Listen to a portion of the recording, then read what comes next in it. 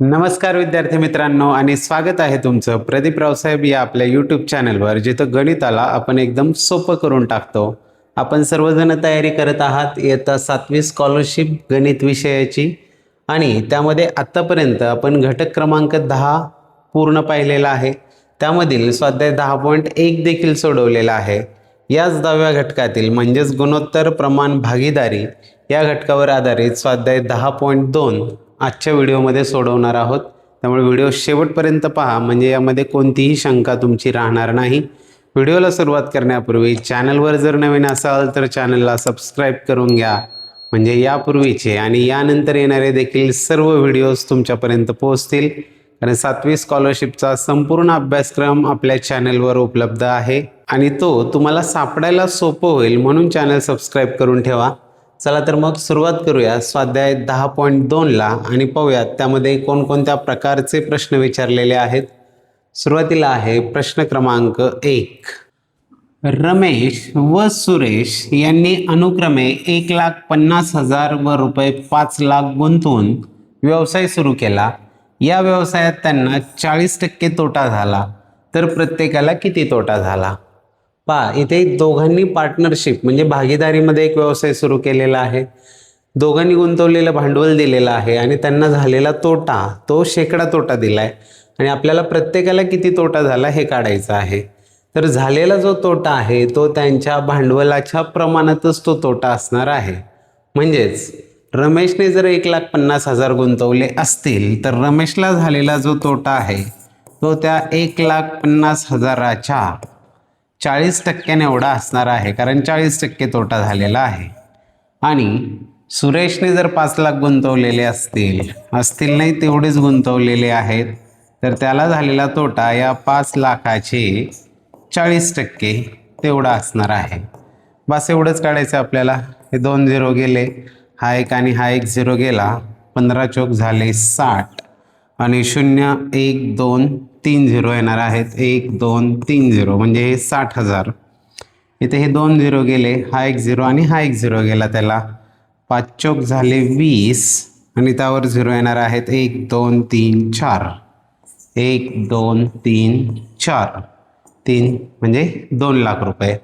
म्हणजेच रमेशला 60,000 आणि सुरेशला 2,00,000. 60,000 आणि 2,00,000 असा असणारा पर्याय आहे, पर्याय क्रमांक 2.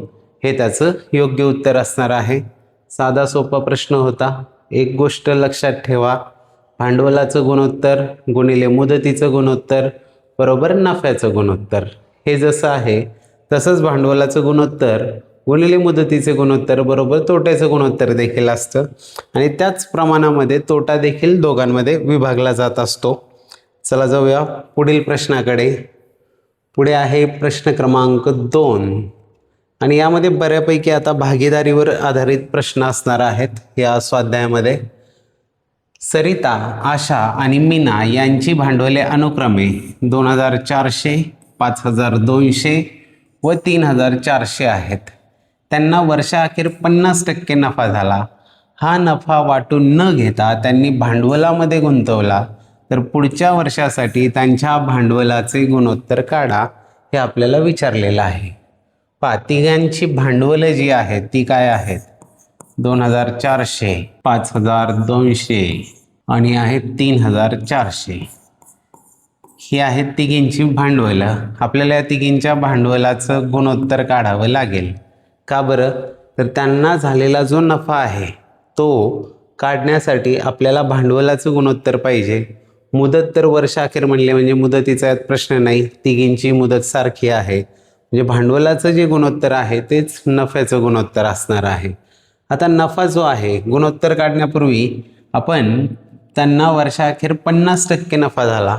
50% नफा म्हणजेच काय? जे भांडवल होतं एकूण त्याच्या 50% रक्कम त्यांना नफा झालेला आहे. याचे 50% काढावे लागतील. म्हणजेच हे 2,400, 5,200 आणि 3,400 याची टोटल होते हे 0 0 4 4 8 9 10 0 1 2 1 3 3 6 5 11. 11,000 रुपये टोटल त्यांचं भांडवल होतं गुंतवलेलं. त्यांना 50% नफा झाला म्हणजे 11,000चे निम्मे 5,500 हा आहे त्यांचा नफा. एकूण नफा जो आहे तो 5,500 आहे. आता तिघींमध्ये हा नफा आपल्याला विभागून द्यावा लागेल, पण तो विभागून देताना त्यासाठी आपल्याला आधी भांडवलाचं गुणोत्तर माहीत असलं पाहिजे. ते काढण्यासाठी हे 2 0 2 0 2 0 गेले.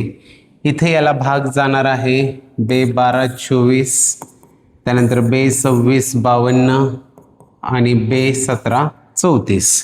2ने भाग दिला कारण गुणोत्तर जे आहे हे नेहमी अतिसंक्षिप्त रूपात असतं. आता इथे 12 26 17 या प्रमाणामध्ये आपल्याला हे 5,500 जे आहेत हे विभागून द्यायचे आहेत. मग इथे आपण जर समानपट x मानली तर काय होणार आहे, यांचा नफा होणार आहे 12x 26x आणि 17x. हा असणार आहे या तिघींचा नफा. आणि आता हा टोटल जो नफा आहे 12x अधिक 26x अधिक 17x बरोबर हा 5,500 नफा आहे. हे सोडूया. 26 आणि 12 झाले 38 आणि 17 झाले 55x बरोबर 5,500 होतील. x बरोबर हे 55 तिकडे जाऊन भागिले होतील. 55 1 55 55 0 0 55 0 0. x ची किंमत आलेली आहे 100. 100 आली म्हणजे आता प्रत्येकीचा नफा पाहूया. 12 गुणिले 100 म्हणजे 1,200 हा झाला पहिल्या व्यक्तीचा नफा. 26 गुणिले 100 म्हणजे 2,600 हा दुसरीचा नफा. आणि तिसरीचा नफा 17 गुणिले 100 1,700 हा आहे तिसरीचा नफा. हा नफा वाटून झाला, पण त्यांनी काय केलं, हा नफा वाटून न घेता तो पुन्हा भांडवलामध्ये गुंतवला. हा नफा त्यांनी पुन्हा भांडवलामध्ये गुंतवला. गुंतवल्यानंतर किती होणार आहे भांडवल प्रत्येकीचं, हिचं भांडवल आधी होतं 2,400 प्लस त्यात 1200 नफा गुंतवला म्हणजे हे भांडवल झालं 3,600. दुसरीचं होतं 5,200 आणि त्यामध्ये 2,600 नफा ॲड केला. 52 58 आणि 10 20 होतील 78 7,800. आणि तिसरीचं जे आहे ते आहे 3,400 आणि त्यात 1,700 मिळवले. 17 2 34 17 51 5,100 हे तिसरीचं होणार आहे भांडवल. आपल्याला काढायचं आहे यांचं गुणोत्तर. गुणोत्तर काढताना सुरुवातीला तर काय करणार आहोत आपण, याला 100ने भाग दिला तर हे होणार आहे 36 78 51. 36 78 51 असा असणारा पर्याय आहे पर्याय क्रमांक 3. हे त्याचं योग्य उत्तर असणार आहे. कसं सोडवलं हे व्यवस्थित लक्षात घ्या. आधी काय केलं, भांडवलाचं गुणोत्तर काढून घेतलं. नफा 50% होता म्हणून नफा काढून घेतला. त्या नफ्याला भांडवलाच्या गुणोत्तरामध्ये विभागून घेतलं. मग ते भांडवलामध्ये ॲड केला नफा आणि त्याचं गुणोत्तर काढलं. जे आपल्याला प्रश्नात विचारलं होतं त्याच क्रमाने आपण हे सोडवत गेलेलो आहोत. चला जाऊया पुढील प्रश्नाकडे. पुढे आहे प्रश्न क्रमांक 3 आणि यामध्ये असणारे जे प्रश्न आहेत हे सगळे भागीदारीवर असणारे दिसत आहेत आपल्याला. हे पण प्रश्न लांबीला जास्त दिसत असले तरीसुद्धा स्टेप बाय स्टेप सोडवत गेले की सुटतात.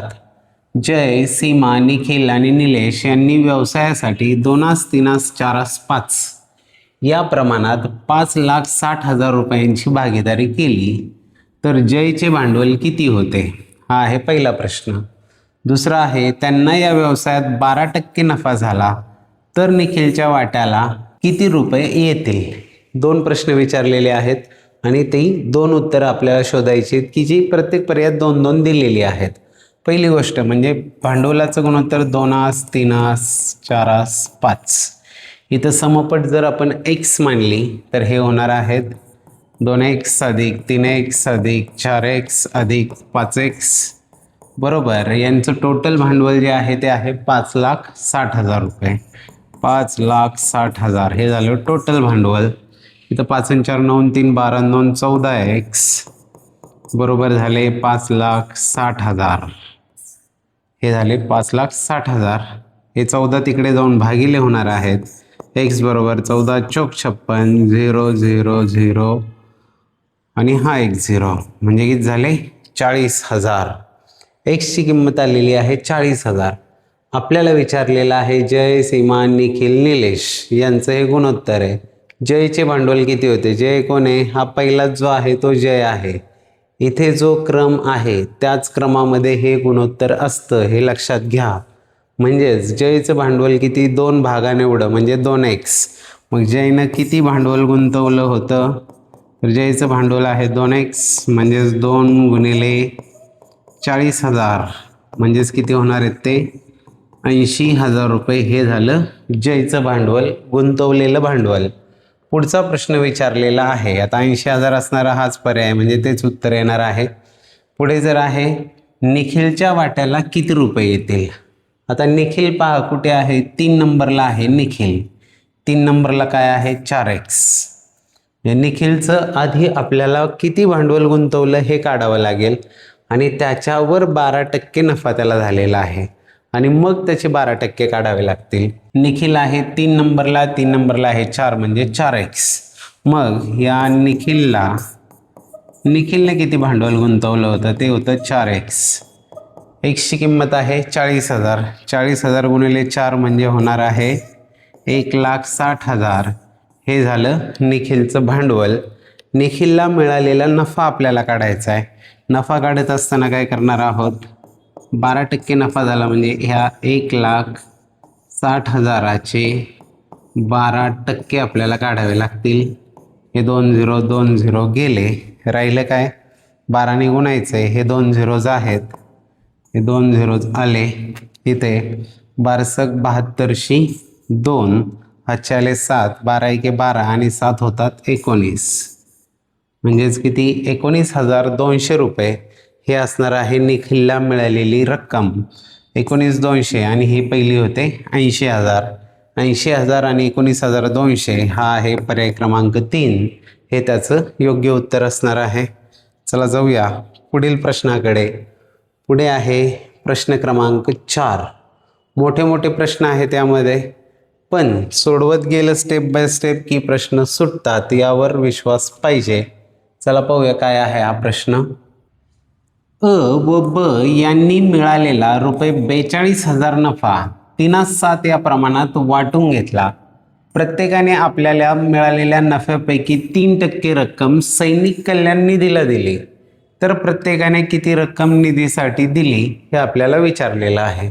साधा सोपा प्रश्न आहे.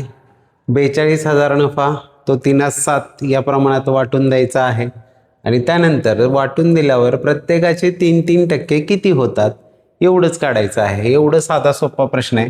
3/7 प्रमाणात जर समपट आपण x मानली तर ही रक्कम होणार आहे 3x अधिक 7x बरोबर 42,000 रुपये होणार आहे. ते झाले 42,000.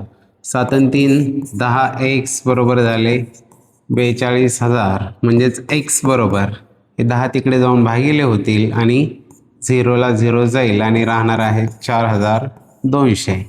एक्सची किंमत कळाली म्हणजे अची रक्कम किती असणार आहे. एची रक्कम असणार आहे ती म्हणजे 3x.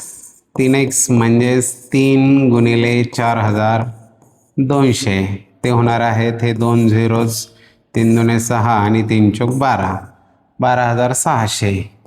बीची रक्कम किती होणार आहे 7x होणार आहे. 7x म्हणजे 7 गुणिले 4,200. हे सोडवलं तर 7 0 0 7 0 7 दुणे 14 4 7 चौक 28 आणि 1 29 29,400. दोघांच्याही रकमा मिळाल्या. म्हणजेच काय केलं 42,000 रुपये नफा दोघांमध्ये वाटून घेण्यात आलेला आहे. दोघांनी पण काय केलंय 3% रक्कम सैनिक कल्याण निधीला दिलेली आहे. आता या दोघांचेही 3% काढायचे आहेत. 12,600चे 3% 12,600 गुणिले 3/100 करणार. हे 2 0 2 0 गेले. 126 गुणिले 3 होणार आहेत 3 × 18 8 हातचा आला 1 3 दुणे 6 आणि 1 7 आणि 3 1 3 378. आणि बीचे आहेत 29,400. त्याने देखील 3% दिलेले आहेत. 29,400 गुणिले याचे 3% हे 2 0 2 0 गेले.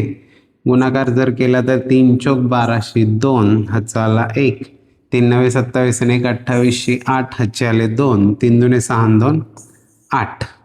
म्हणजे काय दिलं त्यांनी रकमा 378 आणि 882. 378 आणि 882 असणार आहे पर्याय क्रमांक 4 हे त्याचं योग्य उत्तर. प्रश्न समजून घेतला आणि टप्प्याटप्प्याने जे काढायचे ते करत गेलो. यात महत्त्वाचं आहे मात्र नजरहटी दुर्घटना घटी.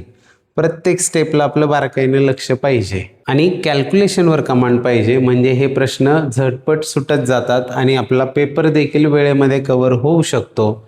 यात असणारे जे प्रश्न आहेत हे लांबीने लांबच येणार आहेत आणि त्यात स्टेप्स आपल्याला करतच जाव्या लागणार आहेत. चला जाऊया पुढील प्रश्नाकडे. पुढे आहे प्रश्न क्रमांक 5. पाहूया आता तो. वाचा आणि तुम्ही सोडवायला सुरुवात करा. दिनकर व रमेश यांनी अनुक्रमे रुपये 1,00,000 व रुपये 40,000 गुंतवून एक उद्योग सुरू केला. या उद्योगात त्यांना 20% तोटा झाला, तर रमेशचा तोटा किती हे विचारलेलं आहे. पहा, दिनकरने 1,00,000 गुंतवले, रमेशने 40,000 गुंतवले आणि उद्योग सुरू झाला, पण त्यांना 20% तोटा झाला, तर रमेशचा तोटा किती हे विचारलेलं आहे.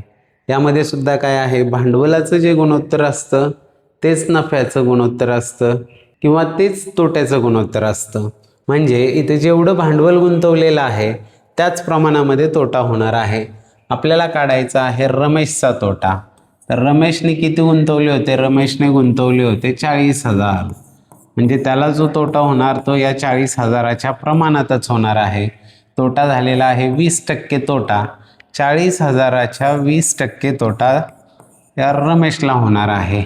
हे 2 0 गेले, हा 1 0 आणि हा 1 गेला.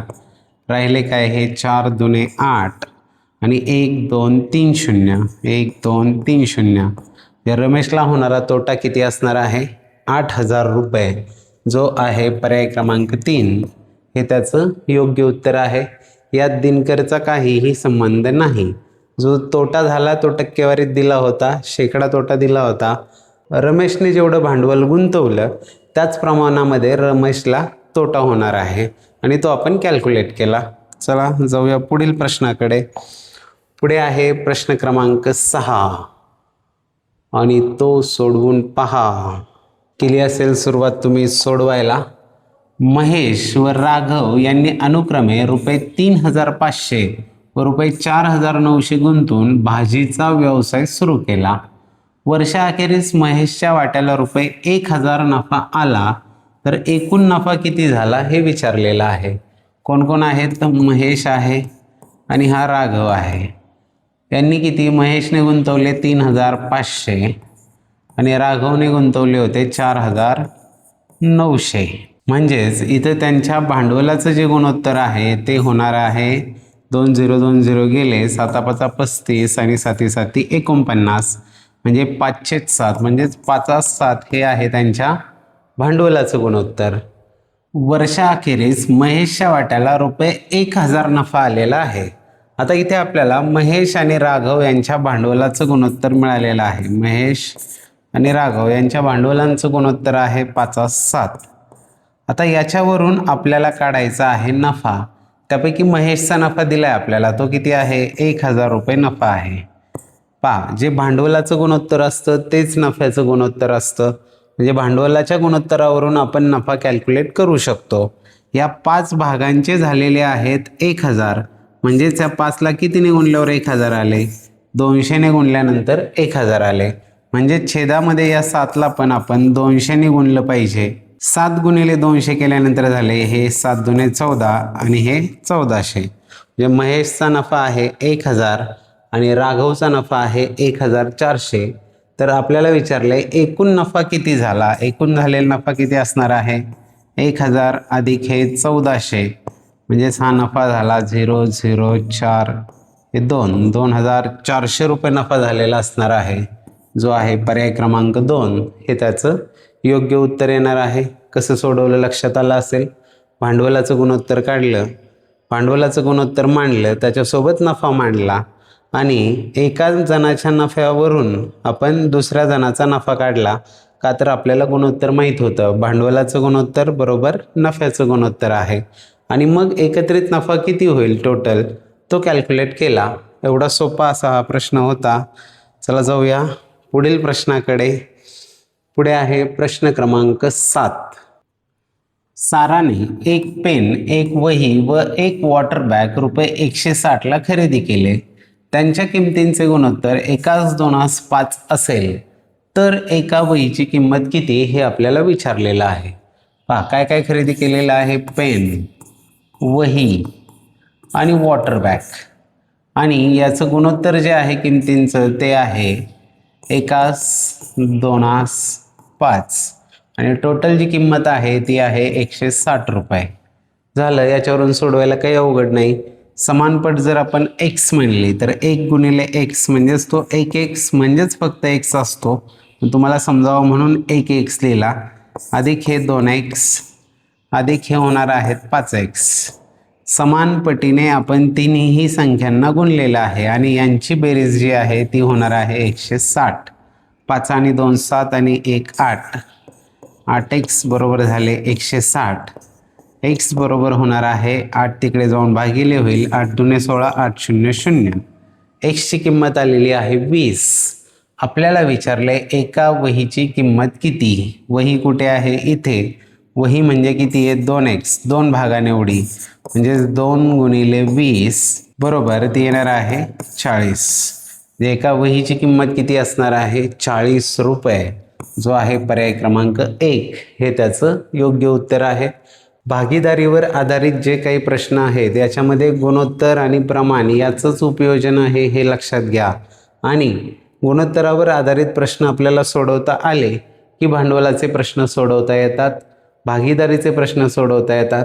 भांडवलाचे गुणोत्तर गुणिले मुदतीचे गुणोत्तर बरोबर नफ्याचे गुणोत्तर ही त्यातली बेसिक गोष्ट आहे. ही मी वारंवार रिपीट करतोय तुम्हाला, ती व्यवस्थित लक्षात ठेवा म्हणजे यातले प्रश्न ॲटोमॅटिक सुटणार आहेत.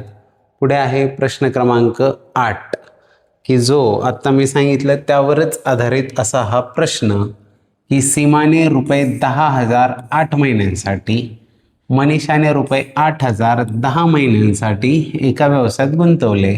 त्यांना एकूण रुपये 2,000 इतका नफा झाला तर सीमाचा नफा किती हे विचारलेलं आहे. इथे लक्षात घ्या, भांडवलाचं गुणोत्तर गुणिले मुदतीचं गुणोत्तर बरोबर असते नफ्याचे गुणोत्तर. तर इथं भांडवल काय आहे? 10,000 आणि 8,000. भांडवलाचं गुणोत्तर काढण्यासाठी हे 10,000 छेद 8,000 होणार आहेत. हे इकडे लिहितो 8,000 गुणिले मुदतीचे गुणोत्तर 8 महिन्यांसाठी आणि 10 महिन्यांसाठी म्हणजे 8/10. हे सोडवल्यावर आपल्याला मिळणार आहे त्यांचं नफ्याचं गुणोत्तर. इथे 3 0 हे 3 0 गेले, हा एक 0 आणि हा एक 0 गेला. राहिले काय? 1/8 गुणिले 8/1 म्हणजेच 8 एके 8 आणि छेदात पण आले 8 एके 8. 8/8 म्हणजे 1/1. 1/1 म्हणजेच एकास 1. त्यांचा जो नफा आहे तो एकास 1 या प्रमाणामध्ये विभागला जाणार आहे. त्यांना एकूण झालेला जो नफा आहे तो 2,000 आहे आणि हा 2,000 नफा दोघींमध्ये विभागताना काय एकास 1 प्रमाणात म्हणजे 1,000 आणि दुसरीला सुद्धा 1,000 या पद्धतीने तो विभागला जाणार आहे. आपल्याला विचारले सीमाचा नफा किती. सीमा असू नाही तर मनीषा असू, दोघींनाही 1,000 रुपये नफा होणार आहे, जो आहे पर्याय क्रमांक 2 हे त्याचं योग्य उत्तर असणार आहे. सूत्र माहीत आहे, त्याचं ॲप्लिकेशन करता आलं, कॅल्क्युलेशन करता आलं की गणित सुटतंच. चला जाऊया पुढील प्रश्नाकडे. पुढे आहे प्रश्न क्रमांक 9 आणि तो देखील भागीदारीवर पार्टनरशिपवरच आधारित. अ, ब व क यांनी रुपये 3,600 नफा 7/2 या प्रमाणात वाटून घेतला तर अ ला क पेक्षा किती जास्त नफा झाला हे विचारलेलं आहे. पहा 7/2 अ, ब आणि क 7/2 समानपट x मानले तर हे 7x अधिक 3x अधिक 2x बरोबर होणार आहे 3,600. हा वाटायचा आहे आता. 7 आणि 3 10 आणि 2 12x बरोबर झाले 3,600. x बरोबर येणार आहे 12×36 12×00 12×00. 12 तिकडे जाऊन भागिले झालेले आहेत. x ची किंमत आली 300. आपल्याला विचारलेलं काय आहे तर अ ला क पेक्षा किती जास्त नफा झाला. ह्या अला क पेक्षा किती जास्त नफा झाला? अचा जो नफा आहे तो आहे 7x, कचा जो नफा आहे तो आहे 2x. 7x वजा 2x म्हणजेच किती झाले? 5x बरोबर 5 गुणिले एक्सची किंमत काढली आपण, समानपट जी आहे ती आहे 300. 5 त्रिक 15, त्यावर 2 झिरो, म्हणजेच अला किती? 1500 रुपये जास्त नफा झालेला आहे. आपण अचा आणि कचा काढत नाही बसलो. अचा 7x आहे, कचा 2x आहे. 7x वजा 2x म्हणजे 5x एवढा जास्त नफा झाला आहे. आणि 5xचीच किंमत आपण काढली, ती आलेली आहे 1500, जो आहे पर्याय क्रमांक 3 हे त्याचं योग्य उत्तर असणार आहे. चला जाऊया पुढील प्रश्नाकडे. सोपे सोपे प्रश्न, दिसायला लांब लांब, फक्त कॅल्क्युलेशनवर पाहिजे इथे कमांड. राम व श्याम यांनी अनुक्रमे 3 लाख व रुपये 4 लाख गुंतवून एक व्यवसाय सुरू केला. वर्षाअखेरीस श्यामला रुपये 56,000 इतका झालेल्या नफ्यातील वाटा मिळाला, तर एकूण नफा किती झाला? हे विचारलेलं आहे. दोघांचं भांडवल दिलेलं आहे. भांडवलावरून आपण काढूया भांडवलाचं गुणोत्तर. हे 3 लाख छेद हे 4 लाख, यांचं गुणोत्तर काढायचं. हे 5 शून्य गेले, म्हणजेच 3/4, म्हणजेच हे 3×4. हे झालं त्यांचं भांडवलाचं गुणोत्तर. कुणाचं? राम आणि श्यामचं. हा राम आणि हा श्याम आहे. आता काय झाले? वर्षाअखेरीस श्यामला रुपये 56,000 इतका झालेल्या नफ्यातील वाटा मिळाला. आता हे राम आणि हे श्याम यांचं भांडवलाचं गुणोत्तर आलं 3/4. आता याच्यातून श्यामला किती? 56,000 मिळाले. हा श्याम आहे, याला मिळाले 56,000. तर एकूण नफा किती होता हे काढायचं आहे. ते काढण्यासाठी आधी आपल्याला रामचा नफा काढावा लागेल. ह्या 4चे 56,000 होण्यासाठी 4ला कितीने गुणलं असेल? या 4ला गुणलं 14,000नी, की होतात 14×4 56,000. म्हणजेच अंशामध्ये पण कितीने? 14,000नेच गुणावं लागणार आहे. म्हणजेच हे 14 त्रिक होणार आहेत 42,000. रामचा नफा पण आला आपल्याकडे 42,000. आपल्याला विचारलं आहे एकूण नफा किती झाला. एकूण नफा म्हणजे या दोघांची बेरीज असणार आहे. हे 42,000 अधिक खाली श्यामचा 56,000, यांची बेरीज 0 0 0 6 2 8 5 4 9. एकूण नफा जो आहे तो असणार आहे 98,000 रुपये, जो आहे पर्याय क्रमांक 3 हे त्याचं योग्य उत्तर असेल. चला जाऊया पुढे. आणि पुढे आहे, पुढे काही नाही, इथे आपला घटक संपलेला आहे. म्हणजे स्वाध्याय 10.2 पूर्ण संपलेला आहे. आणि त्यासोबतच गुणोत्तर, प्रमाण, भागीदारी याची देखील पूर्ण माहिती घेऊन झालेली आहे. भेटणार आहोत लगेच पुढच्या व्हिडिओमध्ये, की ज्यामध्ये घटक 11 चलन या नवीन घटकाला सुरुवात करणार आहोत. सुरुवातीच्या व्हिडिओमध्ये चलनची पूर्ण माहिती घेणार आहोत आणि त्या पुढच्या व्हिडिओजमध्ये चलनवर आधारित स्वाध्याय सोडवणार आहोत. त्यातले सर्व प्रश्न सोडवणार आहोत. तोपर्यंत छान अभ्यास करा, दररोज काहीतरी नवीन शिका. ॲडव्हान्स तयारीसाठी इथे दिसणारी TET पोलीस भरती 7वी स्कॉलरशिप या प्लेलिस्टमध्ये 28 व्हिडिओज आहेत, ते अवश्य पहा. त्यामधून तुमचा स्कोअर 90+ गॅरंटेड राहणार आहे आणि तुम्ही राज्यात येऊ शकणार आहात. त्यामुळे त्यामधले प्रश्न देखील पहा, की जे ॲप्लिकेशन लेव्हलचे आहेत. त्यांचा खूप जास्त फायदा आपल्याला येणाऱ्या परीक्षांमध्ये होणार आहे. चला तर मग भेटूया घटक 11 चलनच्या व्हिडिओमध्ये लगेचच. धन्यवाद.